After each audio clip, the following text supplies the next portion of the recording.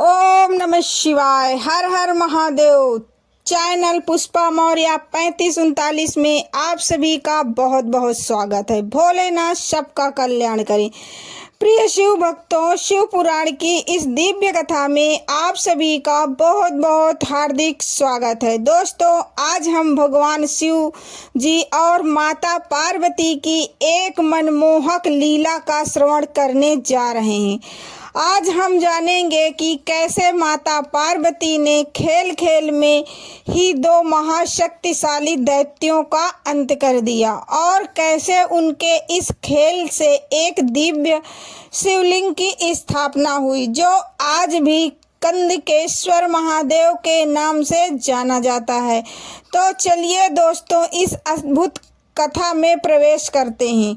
सनत कुमार जी कहते हैं, हे व्यास जी, परमेश्वर शिव ने किस प्रकार संकेत मात्र से अपनी प्रिया पार्वती जी के द्वारा दैत्यों का वध करवाया था, उनके इस दिव्य चरित्र को आप परम प्रेम के साथ सुनिए। प्राचीन काल की बात है।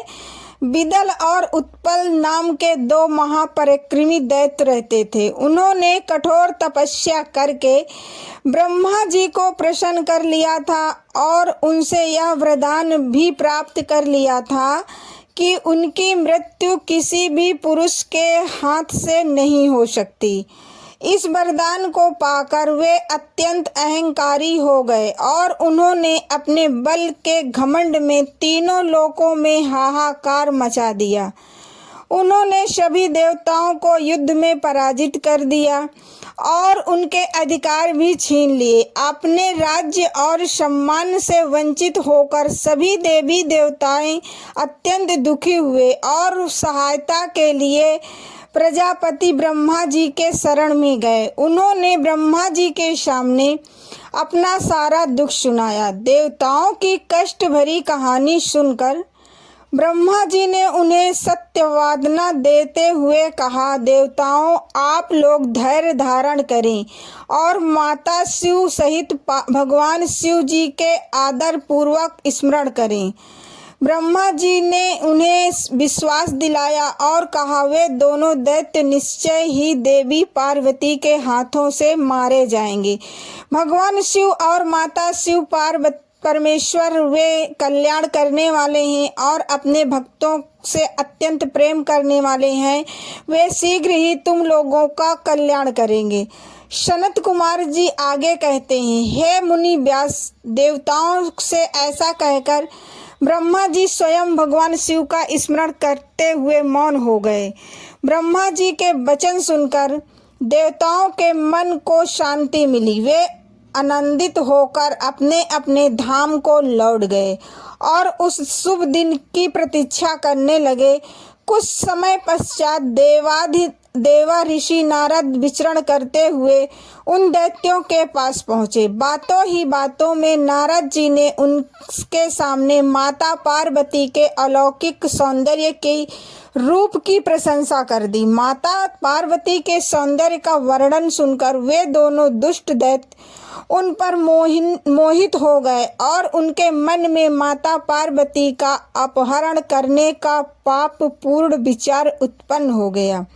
वे माता पार्वती को खोजने लगे और उस स्थान पर पहुँचे जहाँ माता अपनी सखियों के साथ गेंद से खेल रही थीं।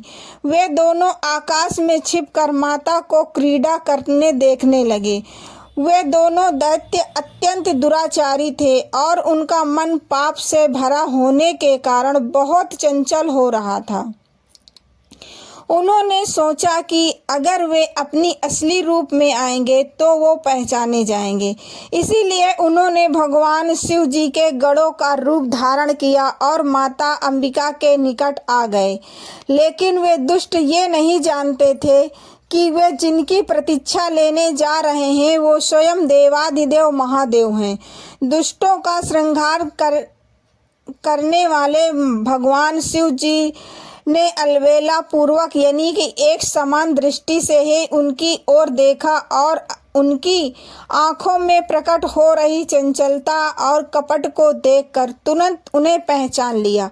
महादेव जान गए कि ये गण नहीं बल्कि कोई मायावी दैत्य हैं।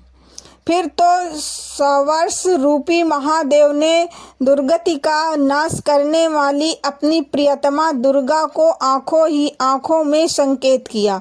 उन्होंने अपने कटाक्ष से ही माता को सूचित कर दिया कि यह दोनों दैत्य हैं, गण नहीं है। वे तब अपने स्वामी महाक्रोध की परमेश्वर शंकर उन नेत्र संकेत को माता पार्वती तुरंत समझ गईं। वे जान गईं कि अब इन दुष्टों की लीला समाप्त होने का समय आ गया है। इसके बाद सर्वज्ञ शिव की अर्धांगिनी माता पार्वती ने उस संकेत को समझकर उस गेंद से वे खेल रही थी, उसी गेंद से एक साथ ही उन दोनों दैत्यों पर प्रहार किया। जैसे ही महादेवी की गेंद का आघात उन दैत्यों को लगा, वे दोनों महाबली और दुष्ट दैत्य चक्कर खाते हुए धरती पर ऐसे गिर पड़े जैसे तेज हवा के झोंके से ताड़ के दो पके हुए फल अपनी डंडत से टूटकर गिर पड़ते हैं, या फिर जैसे इंद्र के वज्र से प्रहार से किसी महान पर्वत के यह दो शिखर ढल जाते हैं। इस प्रकार एक गलत कार्य करने के इरादे से आए उन दोनों महादैत्यों को धरती पर गिराकर गेंद व साधारण सी दिखने वाली गेंद से स्वयं एक शिवलिंग के रूप में परिवर्तित हो गए। दुष्टों का निवारण करने वाला वह दिव्य लिंग कुंदकेश्वर के नाम से विख्यात हुआ।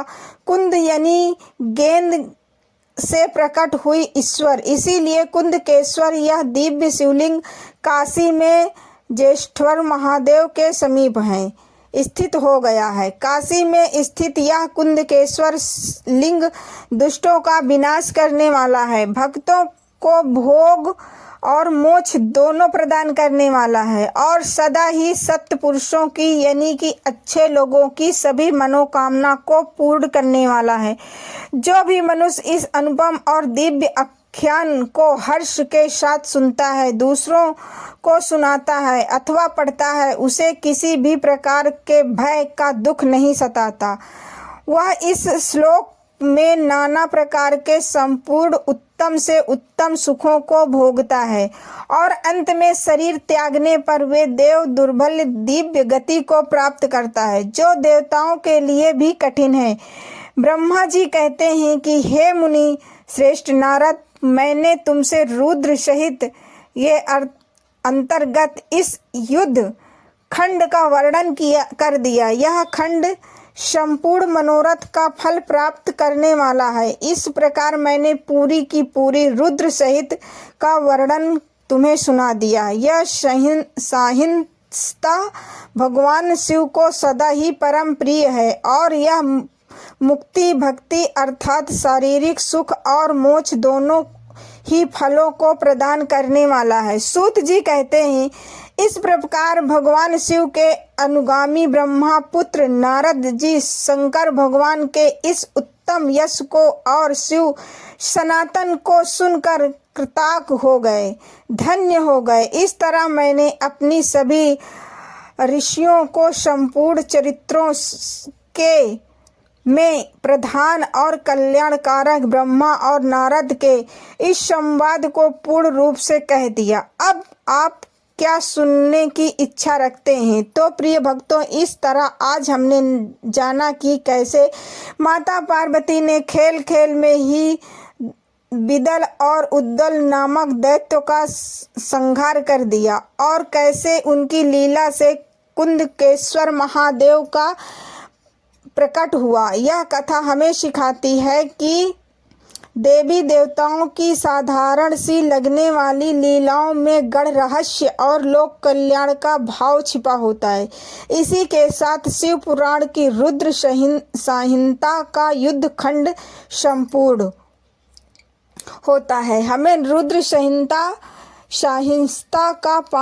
के पांचों खंडों सृष्टि खंड, सती खंड, पार्वती खंड, कुमार खंड और युद्ध खंड की कथाओं का रसपान किया है। अगले वीडियो में हम शिव पुराण की एक अन्य सहित कथाओं का आरंभ करेंगे। तब तक के लिए देवाधिदेव महादेव का स्मरण करते हुए हर हर महादेव, ओम नमः शिवाय। धन्यवाद।